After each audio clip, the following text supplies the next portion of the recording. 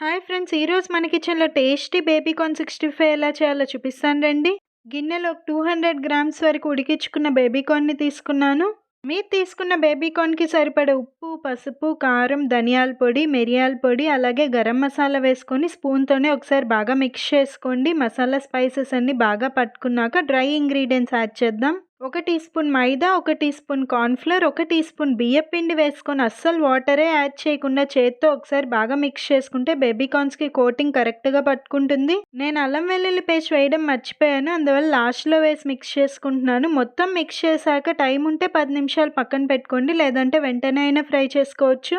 బాగా హీట్ అయిన ఆయిల్‌లో ముందుగా కోట్ చేసి పెట్టుకున్న బేబీ కార్న్స్ అన్నీ విడివిడిగా వేసుకొని మీడియం ఫ్లేమ్‌లో 5-6 మినిట్స్ పాటు ఫ్రై చేసుకుంటే crispy and tasty baby corn 65 ready. ఈ బేబీ కార్న్ 65తో బేబీ కార్న్ మంచూరియా ఎలా చేశాను నెక్స్ట్ షాట్‌లో చూపిస్తాను. రెసిపీ నచ్చితే లైక్ చేసి సబ్స్క్రైబ్ చేయండి.